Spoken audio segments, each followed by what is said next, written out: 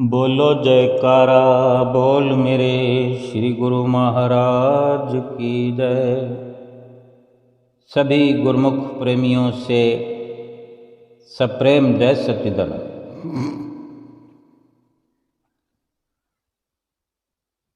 महापुरुष फरमाते हैं, हमें जतलाते हैं कि भगवान की शरण में पहुँचने से, सत्पुरुषों की संतों की संगति ग्रहण करने से सच्चा सुख मिलता है। यानी संगत का अपना एक विशेष प्रभाव होता है। अगर इस प्रकार संतों महापुरुषों के उलट अगर बुरी संगत करते हैं तो बुरा प्रभाव भी पड़ेगा, फिर दुख मिलेगा, फिर सुख नहीं मिलेगा। क्योंकि बुरी संगत का प्रभाव तो बुरा ही हो सकता है, दुख ही हो सकता है और वही मिलेगा। कहीं हमारी ये शिकायत हो कि हमें तो जब देखो दुख ही दुख मिलता है, दुखों को प्राप्त हो रहे हैं, दुख ही हमें मिल रहा है, तो हम अपनी अवस्था को भी भली भांति देखने का प्रयास करें कि कहीं संगत के प्रभाव के कारण तो दुखी नहीं है। कि हमारी जो संगत है बुरी संगत हो, माया की संगत है, मायावान की संगत है, मायावी विचारों वालों की संगत है, आम संसारी जो जीवन व्यतीत करते हैं उनकी संगत है, उनकी संगत का जो हम पर असर होगा वो तो दुख वाला ही प्रभाव फिर जो उस संगत से पड़ता है वही फिर दुख हासिल होगा हमें। श्री पंचम पातशाही गुरु महाराज जी ने, श्री परमहंस अवतार दाता दयाल महाराज जी ने श्री अमृत उपदेश दे विच वचन फरमाए हैं कि सत्पुरुषों की संगत ग्रहण करने से ही सच्चा और शाश्वत सुख मिल सकता है। कबीर साहब जी की वाणी में फरमाया, सुसंगत से सुख उपजे, कुसंगत से दुख जाए, कहे कबीर तह जाइए, साध संग जहां होए। पंचम पातशाही गुरु महाराज जी ने कबीर साहब जी की वाणी में हमें समझाया है, श्री अमृत उपदेश में हमें जतलाया है, सुसंगत से सुख उपजे, कुसंगति से दुख जो,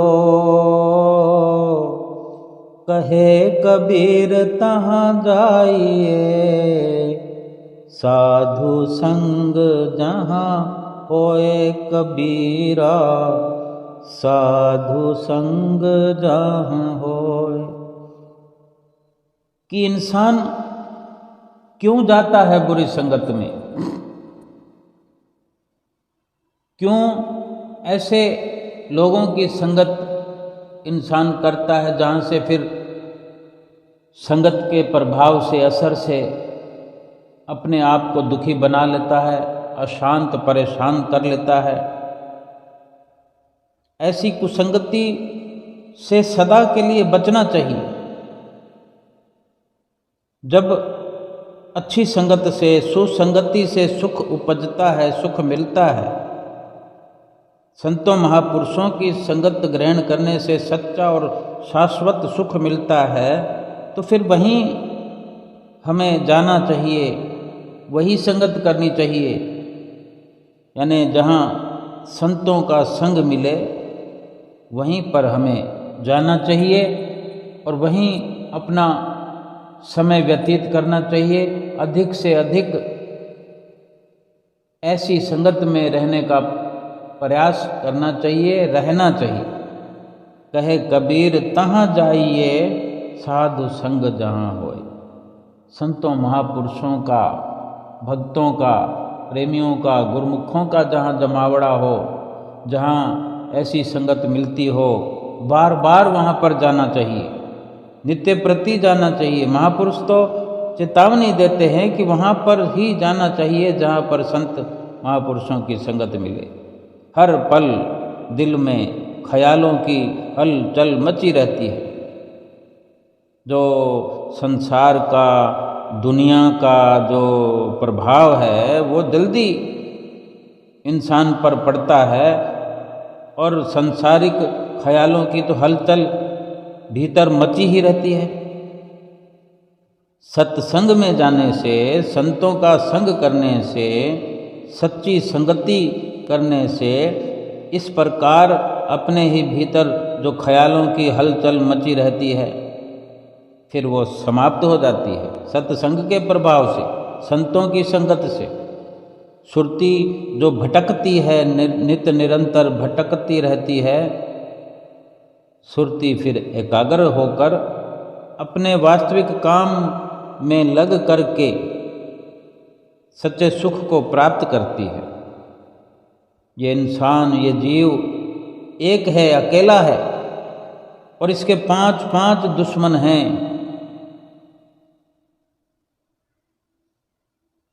और वो बहुत बलवान हैं, ताकतवर हैं। हम खुद चाहें तो अनुभव कर सकते हैं, देख सकते हैं, समझ सकते हैं कि शत्रु जो हमारे हैं वो कितने बलवान हैं। इंसान जब स्वयं अनुभव कर सकता है, देख सकता है, तो समझना चाहिए, देखना चाहिए कि क्या इंसान का ख्याल कभी एकाग्र हुआ है, कभी हमारी कामनाएं समाप्त होती हैं। केवल मालिक की, भगवान की भक्ति और नाम ही हमारे लिए असली कमाई है। और जो दुश्मन हैं, जो इतने ताकतवर हैं,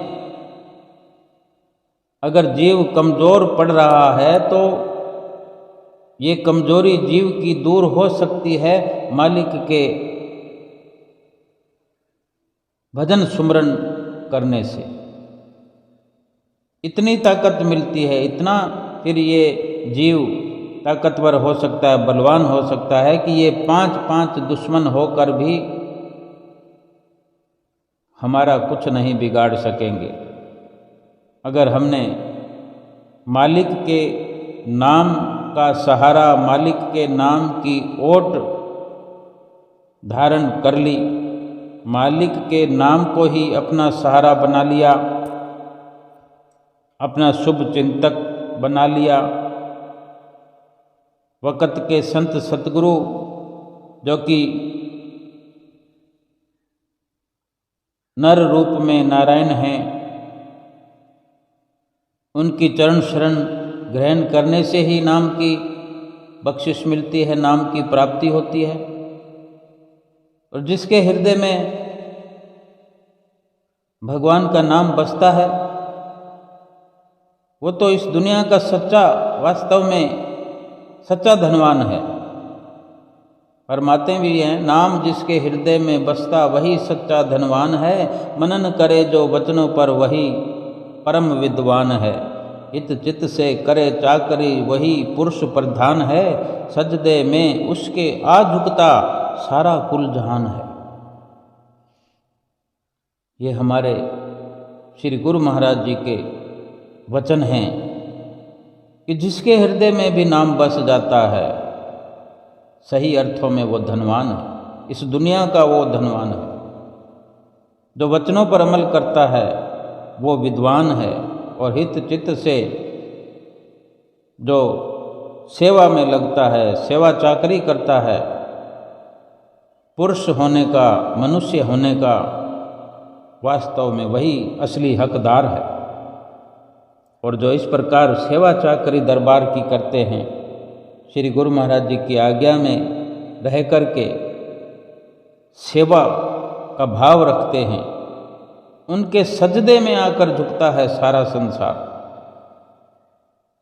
ऐसा प्रभाव है नाम में, ऐसी शक्ति है नाम में, और ऐसा सच्चा सुख प्राप्त हो जाता है ऐसे गुरमुखों को, प्रेमियों को, जो सारे संसार के सुख एक तरफ और भगवान के नाम से मिलने वाला सुख एक तरफ, तो भी बराबरी नहीं है। संसार के सुख क्षणभंगुर है, संसार के सुख छोड़ देते हैं कहीं ना कहीं, चाहे सुख समाप्त हो जाए, चाहे ये इंसान उन सुखों को छोड़कर, शरीर को छोड़कर चला जाए और सुख सामानों के पीछे धरे रह जाते हैं। लेकिन जो नाम का सुख है, सत्पुरुषों की संगत का सुख है, वो छोड़कर कभी सुख हमसे अलग नहीं होते। चाहे शरीर छोड़ दें, दुनिया छोड़ दें, लेकिन वो भजन भक्ति का सुख जीव के साथ जाता है। इस लोक में भी साथ रहता है, परलोक में भी साथ निभाता है। परमपिता परमेश्वर की अपार कृपा से हमें वक़्त के संतों महापुरुषों की शरण प्राप्त हुई है। कितने सौभाग्यशाली हैं हम गिनती नहीं कर सकते, हम बता नहीं सकते इस भाग्यशाली होने के गुण की गणना नहीं कर सकते, वर्णन नहीं कर सकते कि हम किस कदर भाग्यशाली हैं कि हमें सतगुरु से सच्चे नाम की दात मिली है। सतगुरु ने हमें सच्चे दात की नाम की दात से मालो माल कर दिया है। ऐसा नाम जिसके सिमरन मात्र से ही सारे कार्य सिद्ध हो जाते हैं। तो ये हम स्वयं विचार करें कि कितनी कदर की ये बख्शिश हमें हुई है। अगर कोई दुनिया में महंगी से महंगी वस्तु है, इस दुनिया में ही नहीं बल्कि तीनों लोकों में अगर कोई महंगी वस्तु है, कीमती वस्तु है, वो ऐसे वक़्त के संतों महापुरुषों की जो चरण शरण प्राप्त हुई है, ऐसे संतों महापुरुषों पर अटल विश्वास हो जाए, अटल भरोसा हो जाए, क्योंकि ये भरोसा बनाने में उम्र बीत जाती है,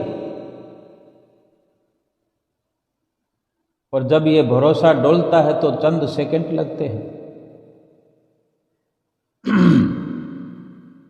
लेकिन ये भरोसा अटल बन जाए, ये जो नाम की बख्शिश होती है गुरमुखों को, प्रेमियों को, ये सबसे कीमती बख्शिश है। बेशक संसार में आकर के हम हर मांग को पूरा करवाने में लगे रहते हैं, जैसे भी हो।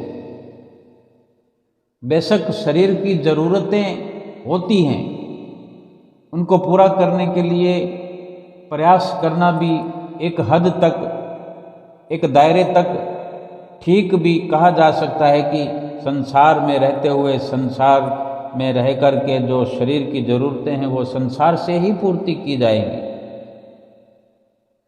लेकिन ये हर वक्त ध्यान रखना चाहिए कि कीमती जो चीज़ है, कीमती जो वस्तु है, वो संतों महापुरुषों की ओर से नाम की जो बख्शिश होती है, इस नाम से बढ़कर कुछ भी कीमती नहीं है दुनिया में। और उससे भी कीमती है नाम की पालना करना, नाम को जपना। नाम को जप कर जो उसका लाभ प्राप्त होता है हमें, वो लाभ अलभ्य है, वो कीमती से कीमती है, लासानी है इस दुनिया में कि उस लाभ को प्राप्त करने के बाद फिर और किसी लाभ की जरूरत नहीं पड़ती, और किसी लाभ की मांग बाकी नहीं रहती, सब कुछ उसी में आ जाता है, सब कुछ प्राप्त हो जाता है।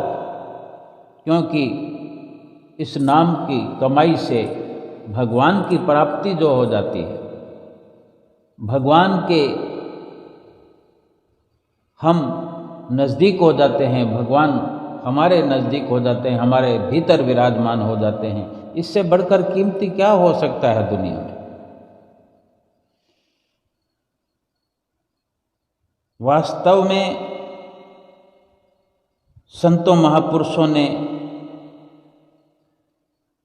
हमारे लिए ही ये सारी रचनाएं रचाई हैं। इंसान घमंड न करे, किसी भी प्रकार का अहंकार हमें नहीं करना चाहिए। भगवान श्री कृष्ण कहते हैं, इस संसार में हर किसी को घमंड है, अहंकार से परिपूर्ण है इंसान। और इस अहंकार का, इस घमंड का जो लाभ है वो यही है कि कितने भी भजन भक्ति करने पर भक्ति करने वाले को ये अहंकार खोखला कर देता है। ये लाभ है जो कि कहने को लाभ हो सकता है, दिखने को लाभ हो सकता है, लेकिन वास्तव में ये जीव का पतन कर देता है, विनाश कर देता है, जीवन रहते ही सर्वनाश कर देता है। क्योंकि अंदर से सब कुछ खोखला कर देता है। भले ही अपने आप को तसल्ली बनी रहे कि मैं भगत हूँ, मैं भक्ति करता हूँ, मैं भजन करता हूँ, सुमरन करता हूँ, सेवा करता हूँ, और अहंकार के वशीभूत होकर रहने से भगवान श्री कृष्ण फरमाते हैं कि हर किसी को ज्ञान का घमंड है, परंतु कोई घमंड का ज्ञान नहीं रखता। अगर किसी को घमंड है तो इसका ज्ञान होना चाहिए कि मैं घमंडी हूँ, मैं अहंकारी हूँ। बाकी सब चीज़ों का घमंड हम कर लेते हैं कि हम ये करते हैं, हम वो करते हैं, लेकिन इस प्रकार जो हमें घमंड है इसका भी तो हमें ज्ञान होना चाहिए। ज्ञान का घमंड है तो घमंड का ज्ञान भी तो होना चाहिए। अगर घमंड का ज्ञान हमें हो जाएगा तो हम घमंड को बाहर निकालने में, दूर करने में सक्षम हो जाएंगे। हम अपने भीतर छाए हुए घमंड को बाहर निकाल पाएंगे। भगवान श्री कृष्ण फरमाते हैं कि स्वर्गों का सपना छोड़ दो, नरक का डर छोड़ दो।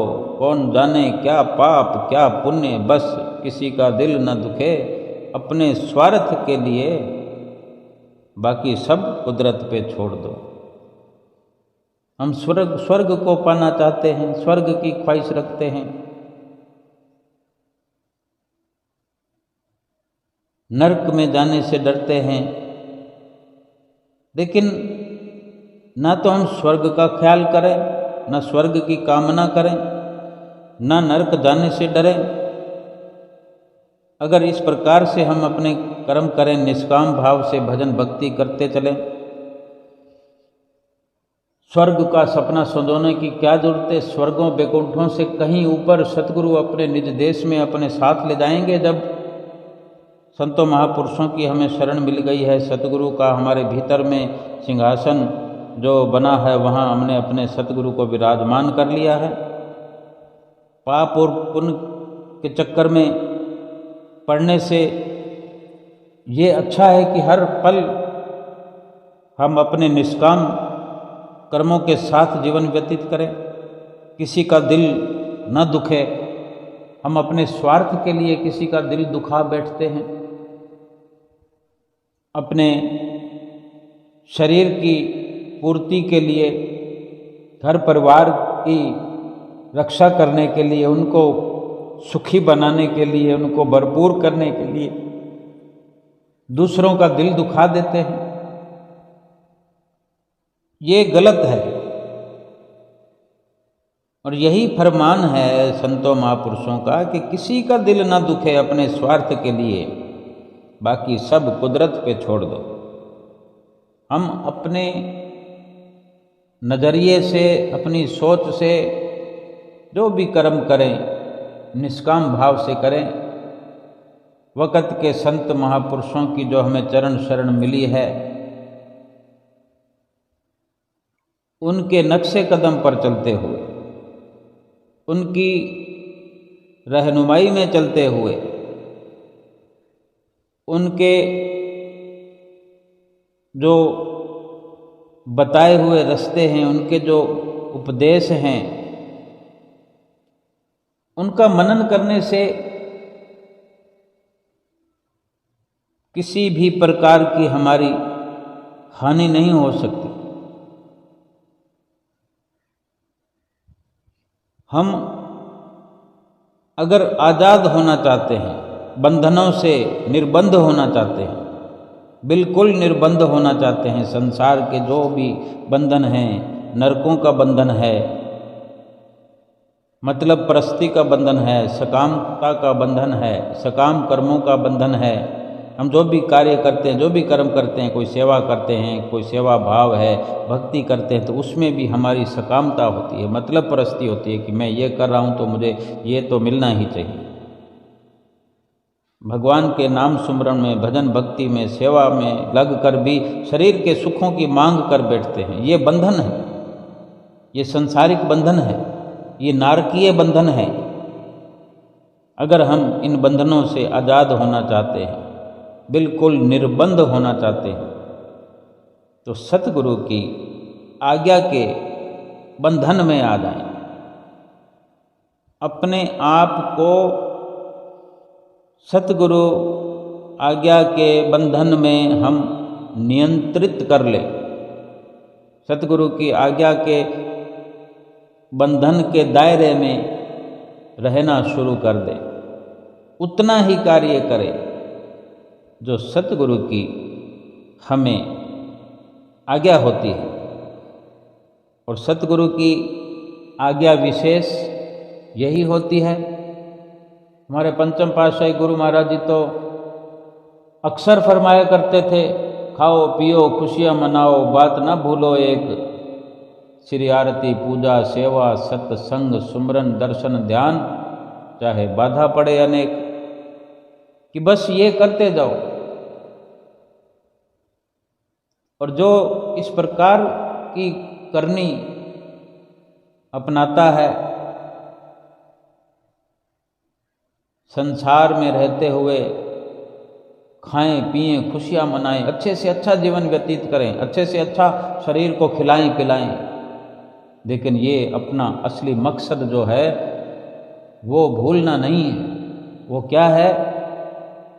जो हमारे महापुरुषों ने हमारे सुधार के लिए, हमारे उद्धार के लिए, आत्मा के कल्याण के लिए जो 5 नियम श्री पंचम पातशाही गुरु महाराज जी ने निर्धारित किए हैं, उसकी नित्य प्रतिपालना हर प्रकार से, हर संभव प्रयास करते हुए,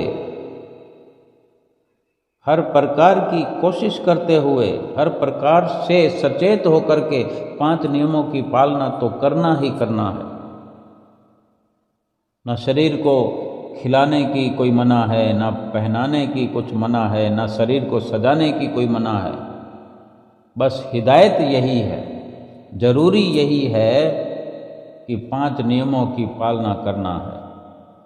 श्री आरती पूजा का दोनों समय का नियम निभता रहे, सेवा श्री दरबार की प्राप्त करते हुए सेवा श्रद्धा भाव से करते रहें,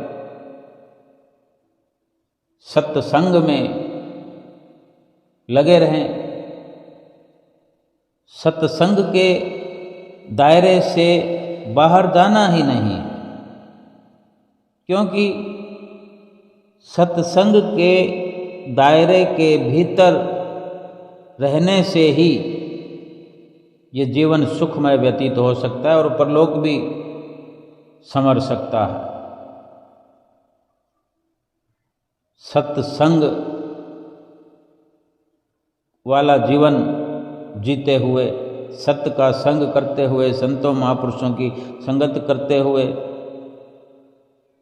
अपने इष्ट देव श्री गुरु महाराज जी के दर्शन करते हुए, प्रत्यक्ष रूप में, गुप्त रूप में, श्री परमहंसों के स्वरूप में नित्य निरंतर दर्शन करते रहें। दिन में कई कई बार दर्शन करें और उनके बताए हुए तरीके से, युक्ति से जो नाम की बख्शिश हुई है, ध्यान मग्न हो, नित्य निरंतर ध्यान करते हुए, भजन स्मरण करते हुए अपना जीवन व्यतीत करें।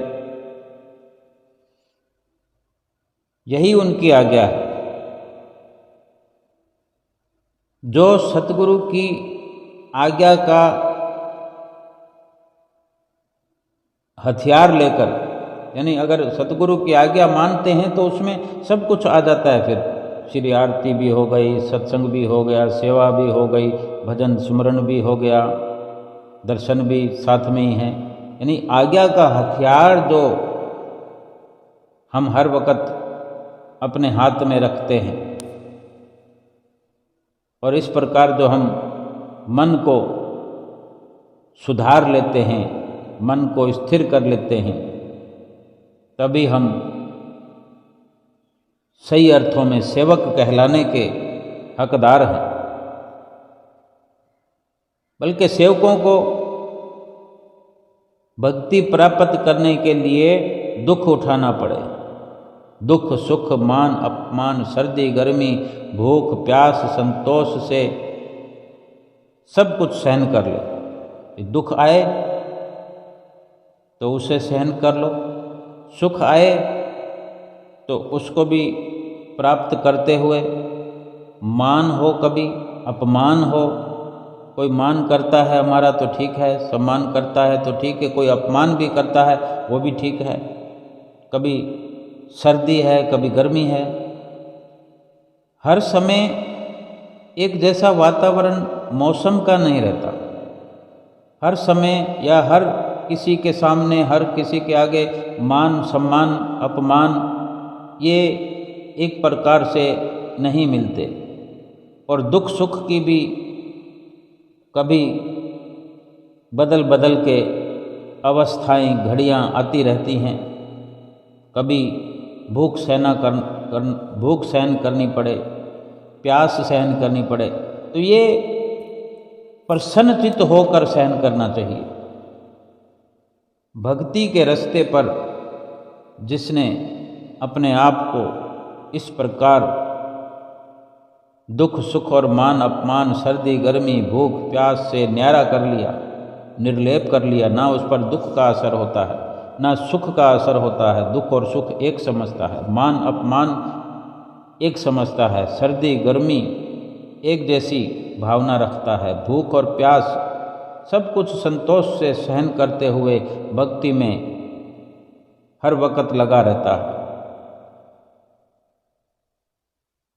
फिर वो इस प्रकार से मन के शीशे को सतगुरु की आज्ञा से, सतगुरु के शब्द से साफ सुथरा अगर करते हैं तो अपने हृदय के भीतर बड़े सुंदर अपने सतगुरु भगवान के दर्शन करते हैं। और ये कैसा लाभ है, इस लाभ की महिमा का गायन नहीं किया जा सकता कि अपने ही भीतर जहाँ चाहें, जहाँ बैठे हों, जहाँ रहते हों, अपने ही भीतर अपने इष्ट देव सतगुरु के दर्शन दीदार प्राप्त करना, अपने सतगुरु से बातें करना, ये वो दशा है जिसका वर्णन नहीं किया जा सकता, जिसको जिह्वा से गाया नहीं जा सकता। केवल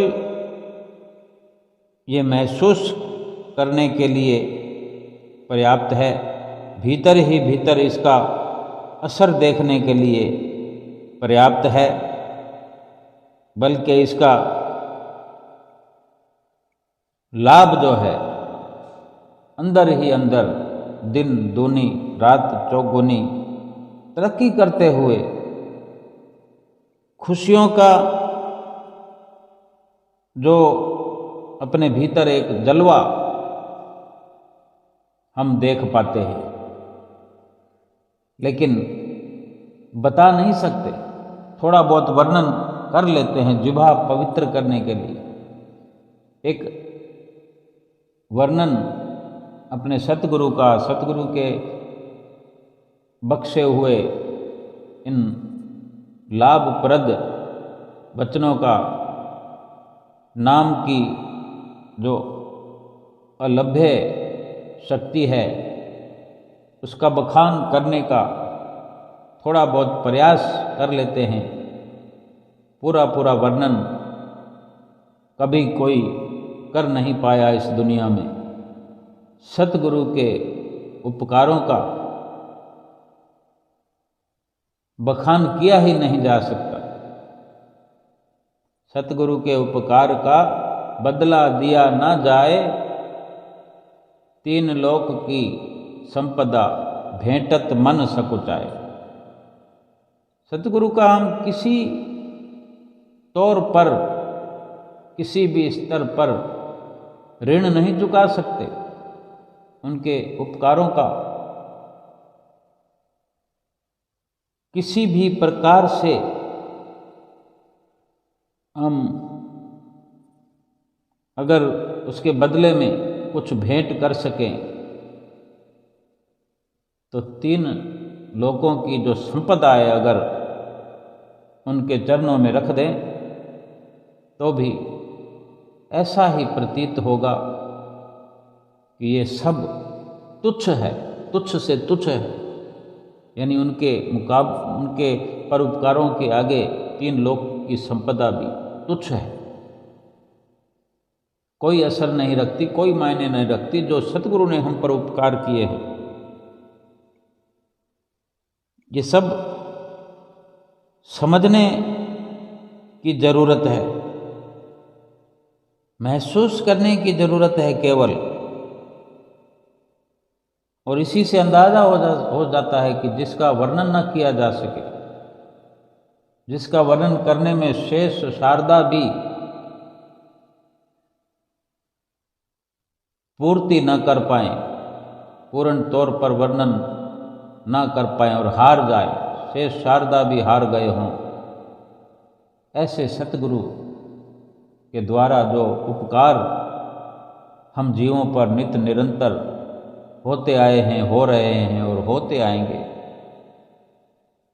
तीन लोक की संपदा भी उनके चरणों में रख दें तो कम है। अब हम स्वयं अंदाजा लगा सकते हैं, स्वयं विचार कर सकते हैं कि क्या अव्वल तो तीन लोक की संपदा हमारे पास है भी नहीं। हमारे पास क्या है, लेकिन सतगुरु जो हैं यूं ही प्रसन्न है, उनको प्रसन्न करने की जरूरत ही नहीं है, तीनों लोगों की संपदा उनके आगे रखने की जरूरत भी नहीं है। वो तो स्वमेव प्रसन्न हैं, प्रसन्न चित्त हैं। बस उनकी प्रसन्नता को प्राप्त करना है, केवल और केवल उनकी आज्ञा के दायरे में रहना शुरू कर दें। सतगुरु की प्रसन्नता खुद ब खुद हम पर उतरती चली जाएगी, बढ़ती चली जाएगी। और यही सतगुरु की प्रसन्नता ही हमें लोक और परलोक का तोषा दिलाएगी, लोक से परलोक का आसान सफ़र कराएगी, लोक से चलकर परलोक हमारा सुहेला कराएगी। तो इस प्रसन्नता को भूले से भी कभी किसी पल किसी क्षण हमने भुलाना नहीं है। इस प्रसन्नता को याद रखना है हर पल, कि हर पल हमारे सतगुरु की हम पर प्रसन्नता उतरती रहे, उनकी मेहरबानियों का सिला यूं ही चलता रहे और हम उन्हीं की इस प्रकार छत्र छाया में अपने जीवन को आगे से आगे भजन भक्ति में बढ़ाते हुए अपने इस जीवन को सुंदर से सुंदर बनाते हुए अपने श्वासों को एक एक करके अपने सतगुरु के चरणों में समर्पित करते रहे। अपने श्वासों को उनके चरणों में निछावर करते हुए उनके चरणों की भक्ति, उनकी महिमा का गुणगान, उनके बताए हुए रास्ते पर चलते हुए उनकी आज्ञा का पालन करते हुए ढेर सारी प्रसन्नता को प्राप्त करते रहे। ढेर सारी भजन भक्ति की कमाई हम एकत्र करें। भजन भक्ति की कमाई को प्राप्त करते हुए, एकत्र करते हुए, जो कि यही भजन भक्ति की कमाई परलोक का तोषा है, यही केवल हमारे साथ में जाने वाली निधि है, पूंजी है, दौलत है, जिसको बखूबी साथ लेकर जाया जा सकता है। हम साथ लेकर जाएंगे। बाकी दुनिया के सब सामान बुरी संगत का नतीजा सब के सब यहीं छोड़ जाएंगे और वो बुरे कर्म, पाप कर्म, उनका बंधन फिर 84 के चक्कर हमें कटवाएगा। बेहतर यही है कि बुरी संगत को छोड़ करके केवल संतों महापुरुषों की जो हमें शरण मिल गई है, संतों की शरण में ही हर वक़्त, हर पल, हर घड़ी और उन्हीं के वचनों पर अमल करते हुए, चाहे संसार के काम धंधे करते हुए भी संतों महापुरुषों के मार्गदर्शन में ही हम अपनी चित्तवृत्तियों को लगा करके अपना लोक परलोक सुहेला करें और महापुरुषों की ढेर सारी प्रसन्नता प्राप्त करके अपने जीवन को सफल बनाएं, अपने जीवन को खुशहाल बनाएं। बोलो जयकारा बोल मेरे श्री गुरु महाराज की जय।